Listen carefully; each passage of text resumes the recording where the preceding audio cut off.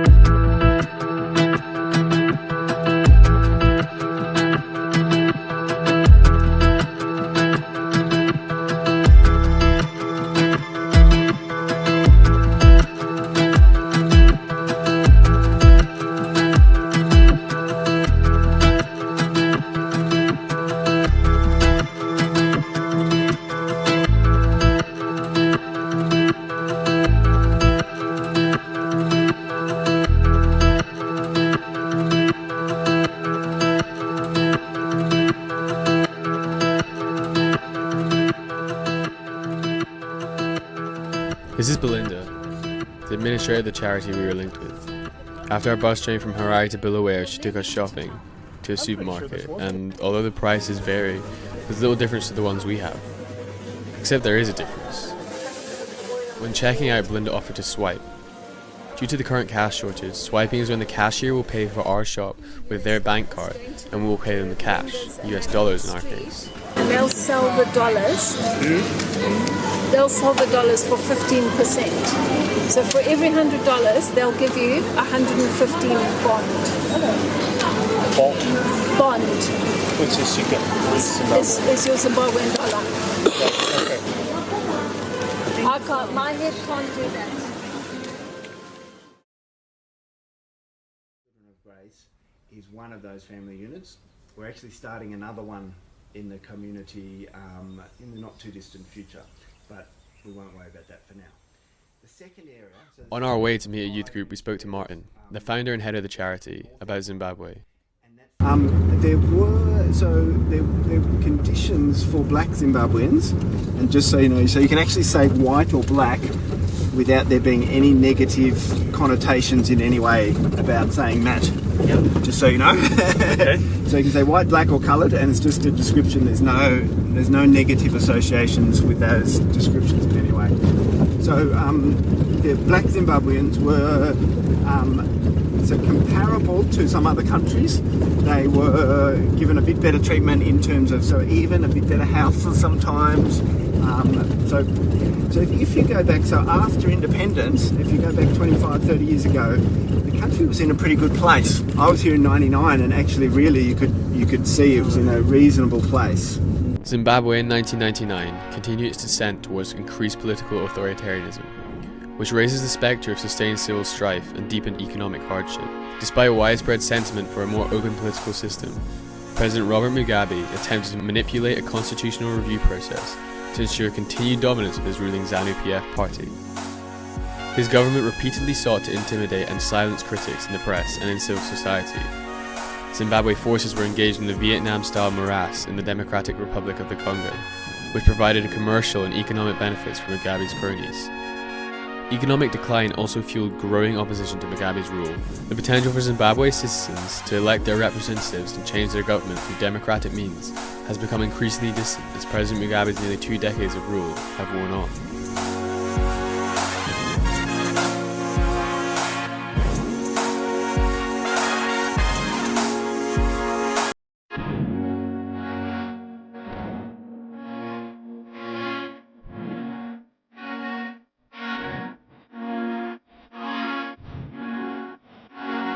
Zimbabwe's once lively economy is now in precipitous decline. There's still money moving, and some people are doing okay, but it's been very, very difficult. So industry in Zimbabwe, so Bulawayo used to be the industrial capital of Zimbabwe. has, it's gone down so much. So the industrial area is so quiet. Companies that have closed down, left, all of these things have been part of the deterioration. But I would say the biggest factor in terms of the downhill of the economy, it's a land reform program where the big commercial farmers and the white farmers were chased off the land. And that led to the agricultural industry, which was the backbone of the economy, going from, so if it was operating at 100%, going to operate at like 25% within like 2 years.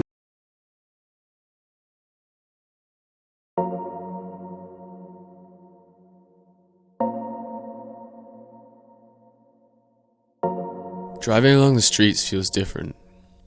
The images I had in my mind of this country before visiting are the complete opposite of what we saw now. One thing that's clear is everyone is working.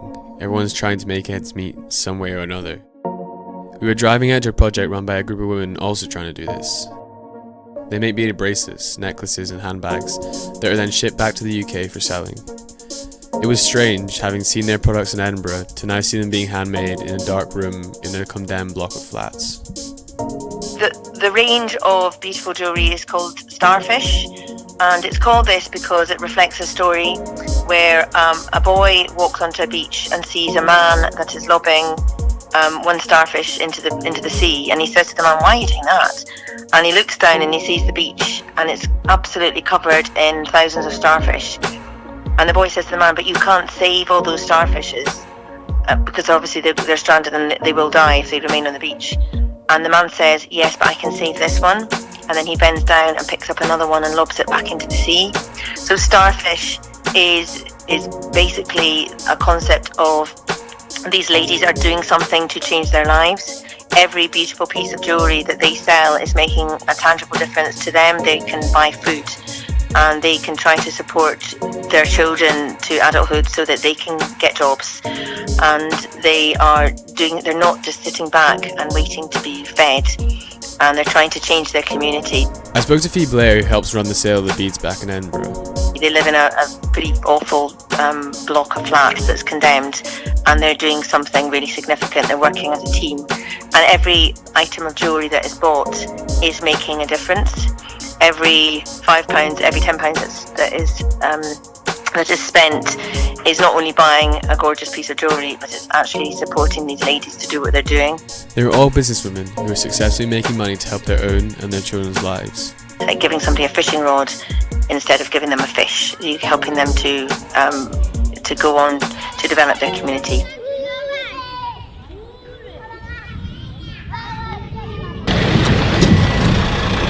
So would that be one family in that house? Yeah. We moved on to go and visit the Lighthouse Academy, who help children that have missed out on years of schooling for various reasons.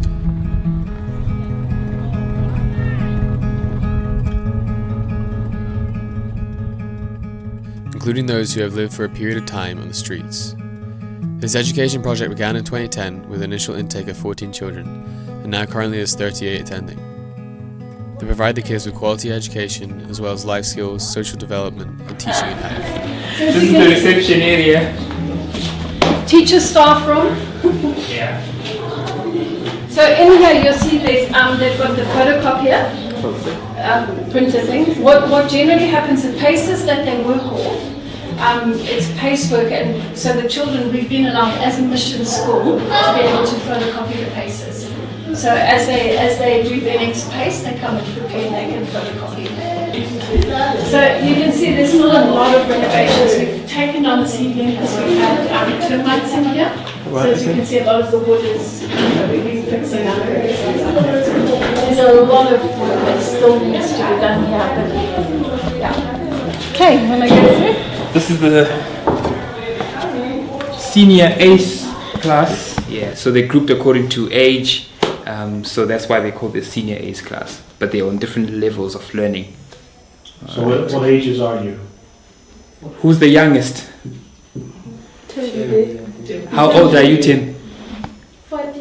14 years. Who's the oldest? Lazarus. How old? Lazarus the oldest. Christopher. How old is Christopher? They are 99, so 18. 18 years. So 14 and 18. Basically, that's the age range. So, has anyone ever heard of Scotland? Yes. Scotland? Where is Scotland? Someone said, who said it? Europe, yes. Close to which other countries? Which other countries do you know surround Scotland or in the UK? Which other countries do you know? New Zealand. Sorry? New Zealand. No. Well, I'm John, and basically I trained in ministry, so I'm a youth pastor at my church, my local church.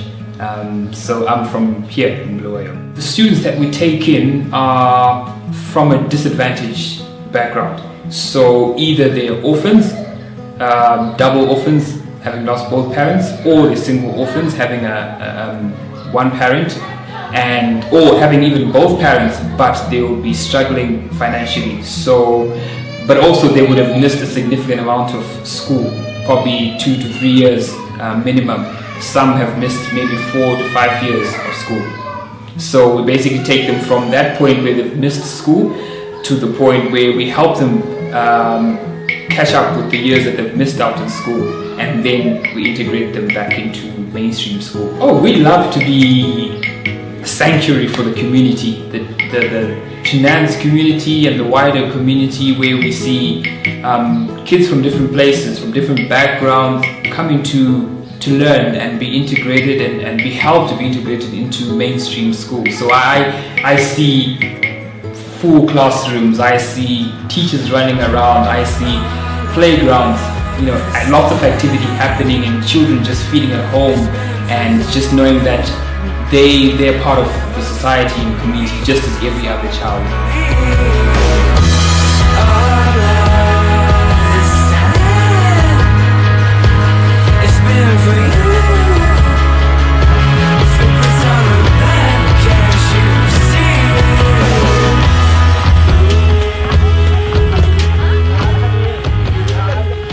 When I grow up, I would like to be a pilot and look after and take care of my parents and take care of my parents and some of my relatives. So do you say a pilot? Yes, like this, so that I can visit many countries,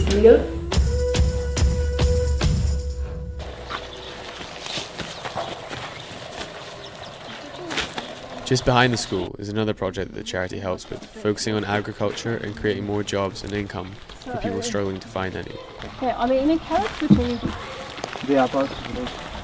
Some I can see they are. Here at TOC, what I'm doing farming, and I started this thing in 2014 last year, 2014 October, and until today we are planting carrots, cabbage, maize, sometimes tomatoes, and green beans or cauliflower, broccolis. We are taking them to the market, and some we are selling to the individuals. Which crop grows best here? We are doing carrots. These are the best. Yes. Good. Are there many people like you, Ernest, working, or how many? We people? are 3. Me and Samson and pesticides and that stuff. Good. And if we look around, we've got quite. Where does your ground go? Goes as far as the cabbages over there. Yes, the cabbages. And then there's other stuff beyond around that, and then other stuff is beyond that side. Good. By the river there. A lot of products. Yes. What were you doing before you did this? I was doing nothing. Yes, I was doing nothing. Then it came a time where I get an invitation to go to Ebenezer, where we're going to do farming, to learn farming and do spiritual studies there. And then that's where this thing started. And are you passing your knowledge then on to some of these children? Yeah. Yes. Good. Yes, I'm passing some of them, some of my knowledge to the kids. Are they good students? Yes. Are they learning well? Yes. Are any of them going to be good farmers? I think so. Good. It's okay. It's plenty.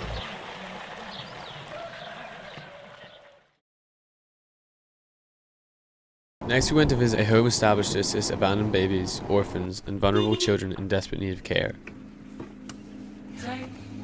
Since 2007 they've cared for 117 children, with 37 of them fostered or adopted.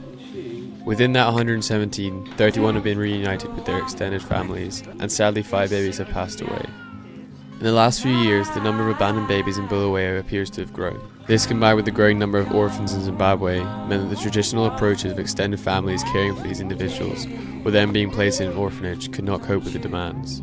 The home is referred to as the baby's home, yet you immediately notice that most of the children there are not babies anymore.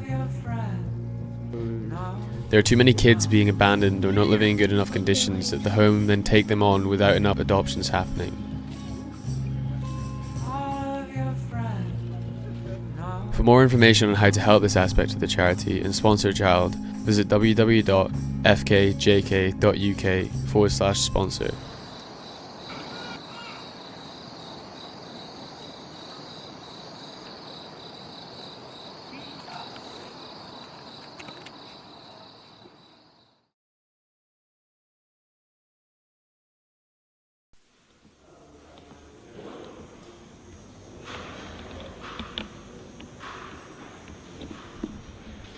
People rely on people.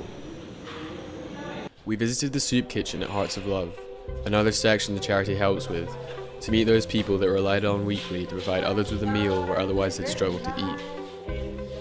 For a number of years, our neighbours has helped run this soup kitchen to supply those who are homeless, unemployed, and some who live in local squatter camps. A regular team of volunteers run the soup kitchen, providing for over 180 people twice a week. With almost 30% of Bulawayo unemployed, there's a high demand for this sort of care in the communities. They rely on the charity and the donations to allow them to continue purchasing the food used to create their meals, and for such a vital area of the community, for that supply to be severed would be extremely damaging.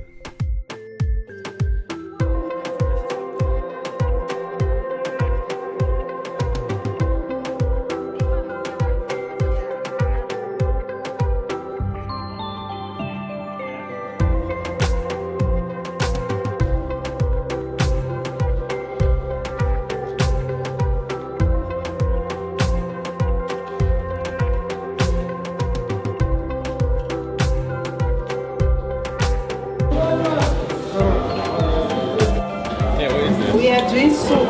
We are going to cook soup. We are going to add these vegetables in here. So you're making a base? Yes, I'm making the base, yeah.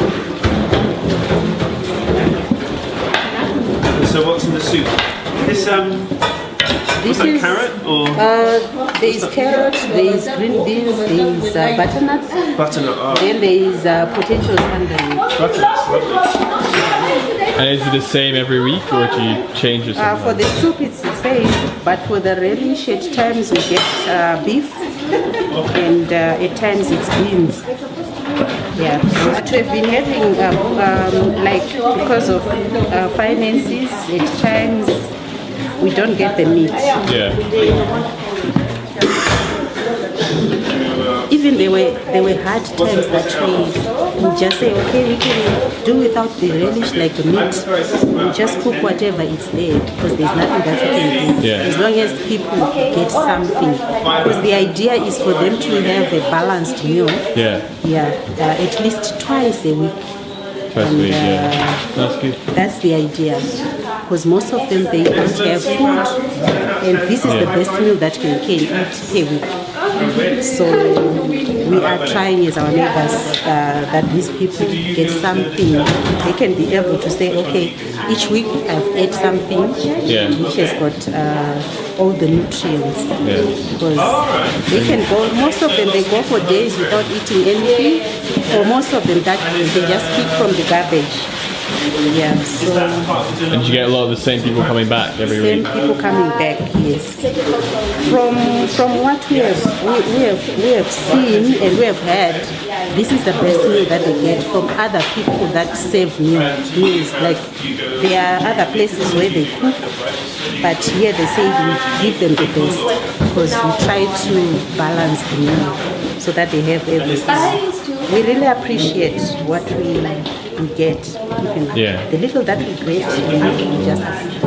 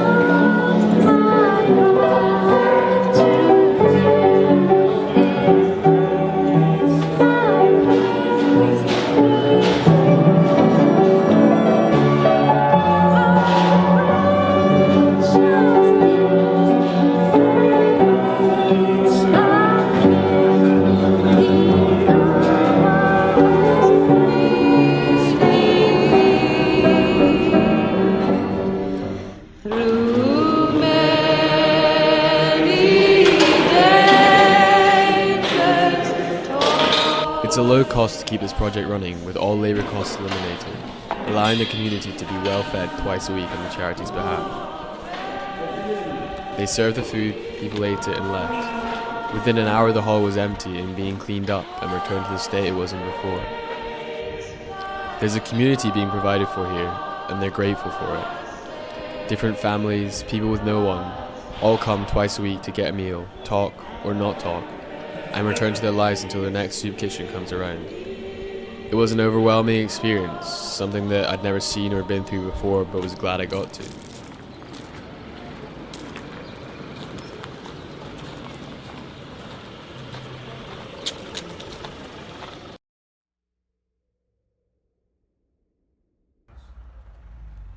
Whilst driving later that day, we were stopped by a police checkpoint.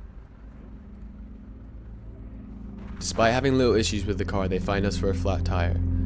You could get angry about the fine, in the UK you would, but these policemen and women are nothing more than anyone else trying to make what little money they can from their job.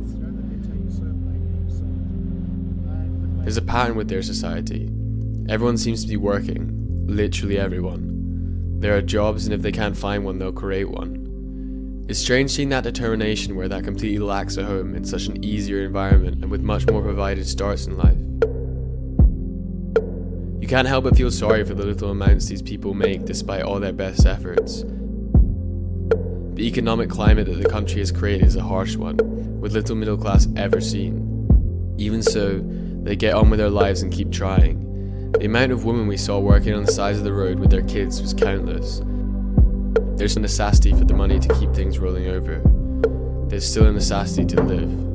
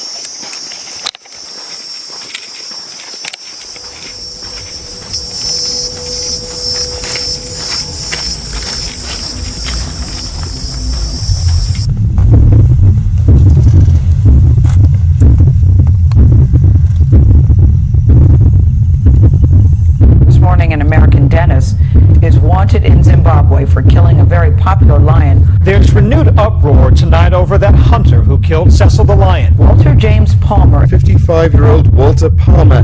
The thing is, people have to understand something. In 1947, when I was born, there were about 450,000 lions. In the mid-70s, when my kids were born, there were about 100,000. Today, there are less than 30,000. And what I can't get my brain around is how a human being stares at a figure that majestic and pulls. But that was not a hunt. That was a murder. And then they track him for 40 hours as he's bleeding out. Then they shoot him with a rifle. Then they behead him. Then they skin him. He had no idea that the lion was a known local favorite. Walter Palmer, the Minnesota dentist, now known for the killing of Zimbabwean lion Cecil, has returned to work. I've never understood it. I've never understood the thrill in killing an animal for fun. Why are you shooting a lion in the first place? I mean, I'm honestly curious to know why a human being would feel compelled to do that. How is that fun? This magnificent animal was known as Cecil. Cecil. Cecil. Cecil. La renommée de Sicile. Cecil the lion. Cecil the lion.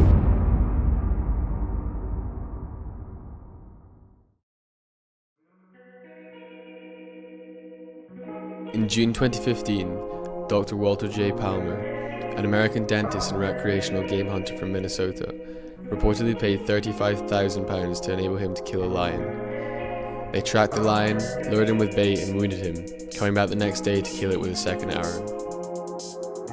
The landlocked southern African nation is one of the hardest hit places on the continent when it comes to the killing of big game, both legal and illegal. It is a country where hunters export 49 lion trophies in 2013 alone, and where, since Cecil's death, it's likely that at least a dozen other lions have been shot by trophy hunters. The problem does not stop with lions though, with poachers killing between 15 and 20 rhinos in the country in 2014, 60 rhinos in 2013, and 84 in 2008. With only 750 rhinos left in the entire country, there's now a need for round-the-clock security and armed guards within the park. Hwange National Park, the same park where Cecil lived, is home to half of Zimbabwe's elephants and was a site described as the worst single massacre in the southern Africa for 25 years, with hunters looking for elephant tusks, poisoned watering holes with cyanide, killing over 300 elephants, many with their young calves dead beside them. The poachers had acted out of desperation as their crop had failed and tourism fees from hunters and safari operators had dried up. Zimbabwe's tourist industry is just beginning to rebound after decades languishing under dictator Robert Mugabe. Tourism shines a spotlight on the activities of poachers, something they hate being seen.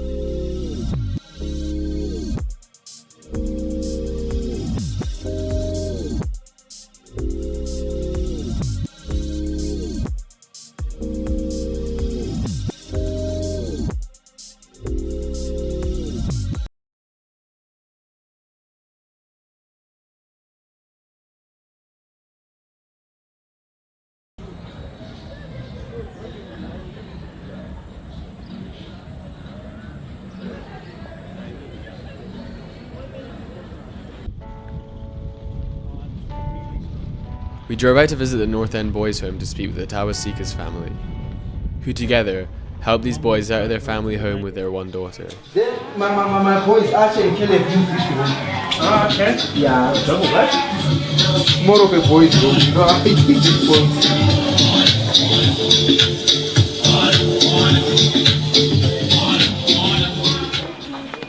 But as for me, I'm always at home. You. This is our yard. You have a lot to do and a lot to look after. Yeah, this is the backyard. Although our fence this side isn't that good. We don't have a fence anyway. But this one was recently put up. Yeah. This was recently put up. So then that's the cottage where two boys stay. It's Brian and Nelson. So the other two boys get to stay there. Especially the older ones. Because I'm trying to also try as a way of winning them out. It's also possible, giving them a sort of independence. Like, yeah. Who sleeps outside there? Oh, he does. we started doing a garden there.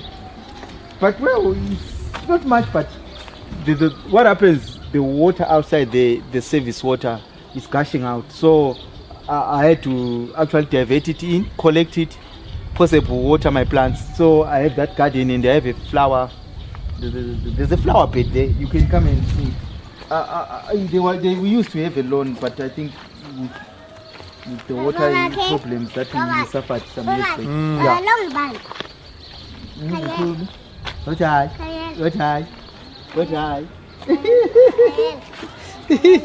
Kayela?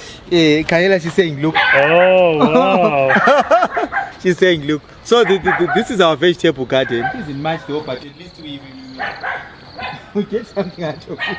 It's the spinach, or what is this? It's chomolia. Chomolia. But it's the same group with spinach.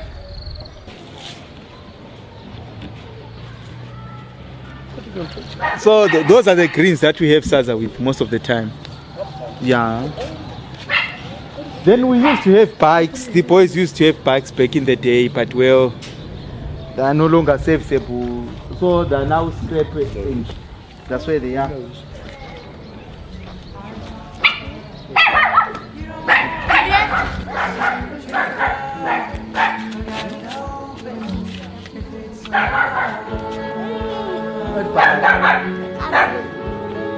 Bye. Yeah.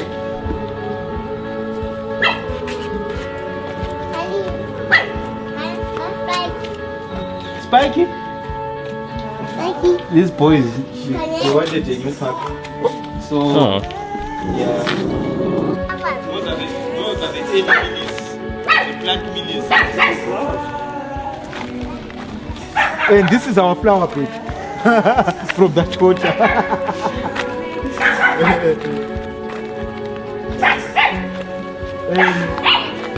Well, this is our lemon tree. Funny enough, it's having lemons this year. Oh, we.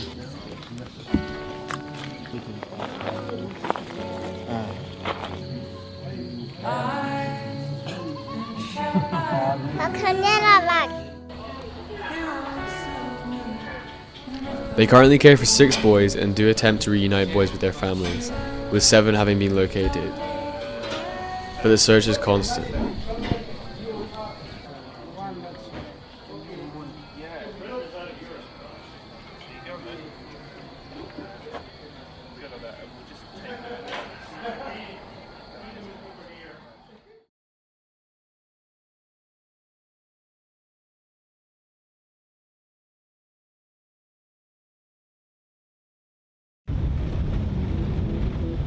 We went with Florence to visit the poorer neighbourhoods and meet some of the people the charity helps out there. The first lady we spoke to, Krista, sells snacks on the side of the road to help fund not only her but also her grandchildren.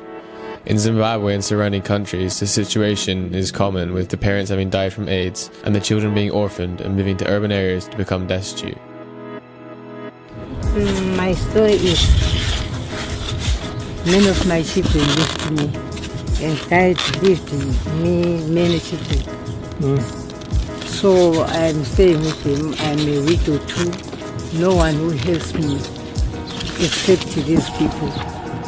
The smallest one is doing grade 7 and the elder one is doing Form 4. Then there are 2 between me. And you managed to send them all to school? Hey, it was very hard. You can ask me if you don't. It was very hard. I always stayed in tears, thinking what to do. And you hope that your children will finish school, do you think? Yeah, if I'm still alive, if I still get people to assist me, they will finish. She lives just across the street from where she sells, and whilst this is a great initiative to help people earn money and to sustain their families, there isn't any money to buy her products. Whilst talking to her for over half an hour, one teen came to buy a few cigarettes, and that was her only business. And do you make a little bit of money doing this? This? Yeah. Very much impossible. It's not easy. Not easy. Sometimes I go home having only 50 cents or 10 cents. Sometimes 5 cents. No customers, people cry, we don't have money, And for sure it's true, they don't have money. It's not easy.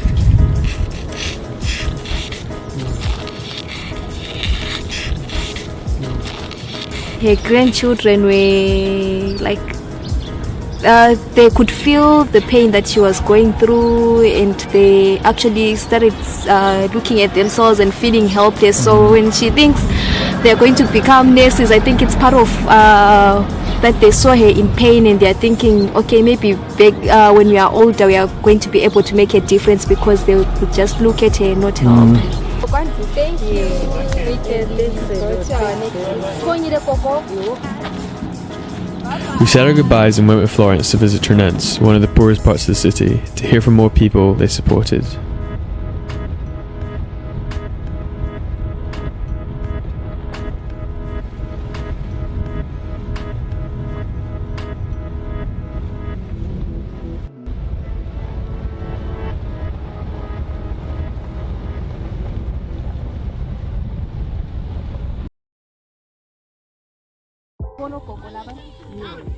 Florence took us around part of another small village and introduced us to the elderly they directly help in this part of the community. So this is what they survive on. Firewood. Firewood. Firewood. And then they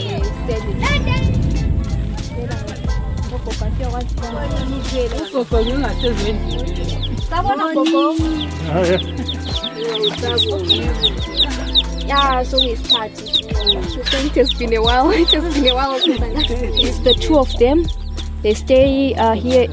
This house, it was some well wishes who helped them build because they had this house that's just about falling. Like I told you that when it's raining, this part of, because their houses do not have cement. So if it's just mud. So when it rains, the houses fall off. Yeah, so the house was just about to fall off, and then some well wishes just helped build. But we assist them with food. Rita and Skill, as you can see, they are very old. You can't expect them to work anywhere and get anything. So whenever we have food, we remember the two old grannies from this side. Whew, their ages are not sure. Yeah, what's in there?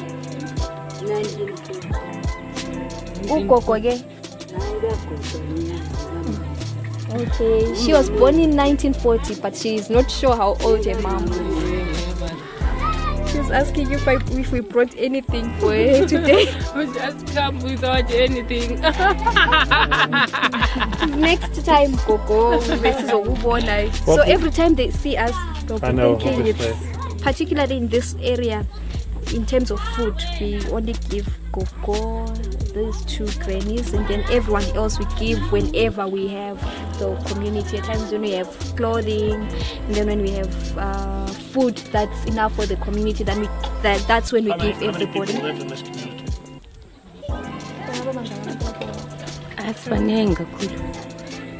Yeah, there are lots. Many. So many people. We've never done a count. From downwards, so many people live here. Because if you had to call all of them, this whole place would be filled up. Yeah. But we've never done a count. So when you look at the houses. Yeah. We then went to meet some more people they help on the outskirts of the village. But with this area, the only thing that really touches me now is that these kids don't get to go to school. We cannot expect anything.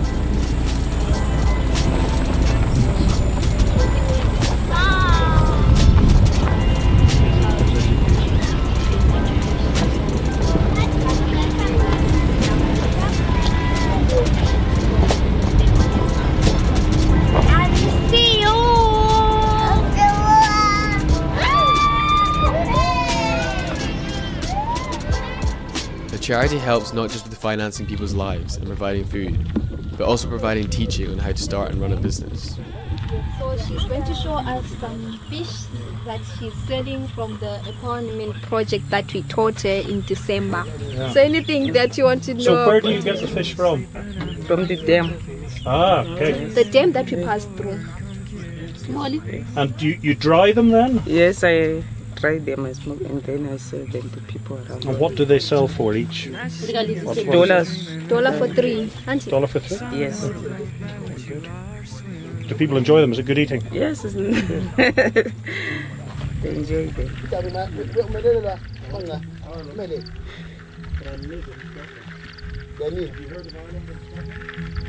The second man we were introduced to was so happy to see us he began dancing.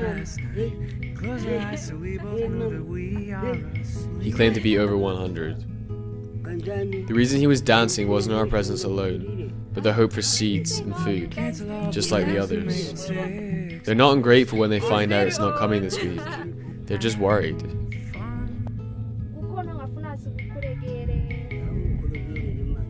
Born in Malawi, he took a plane to Johannesburg and worked at a mine until coming to live in Zimbabwe in 1959, living here ever since.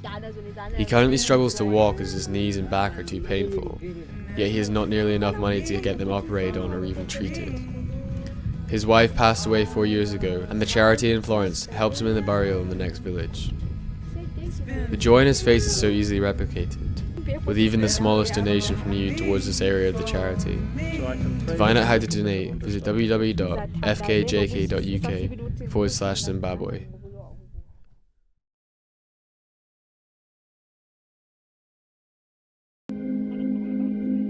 Take a walk with me and we'll be This final day was the hardest by far. Having been here for 5 days now, and having seen the struggles of the daily life for these people was hard. But then you have to remember what you have. It sounds cheesy, fake. But if you genuinely ever feel like things aren't going your way or it's getting tough, think a bit harder. I thought this was tough, so the respect I had for these people is monumental.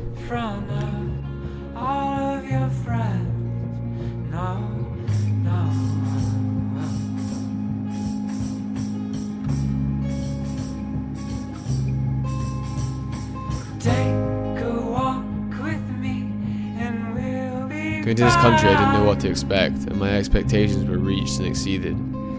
The people we met and spoke with were joyful, humble, and kind. Kinder than the vast majority of people I know. My intentions were for this film to spread awareness, get a message out. I went in without a plan and came out without one either. It's taken months and months to create this project, write it, bring it together for others to watch. By now I reckon everyone we've met out there have slowly forgotten us, our visit and what we had to say. We may have helped some here and there, but the realization you have to face is, visiting a place like this, those people are going to have a much wider impact than you or anyone else that visits will have on them. These people need money, they need food, they need their families that aren't always there. You can provide all of that, and it starts with money. How many charity shows, adverts, or people have you ignored, not picked up the phone or texted to donate? Change that today.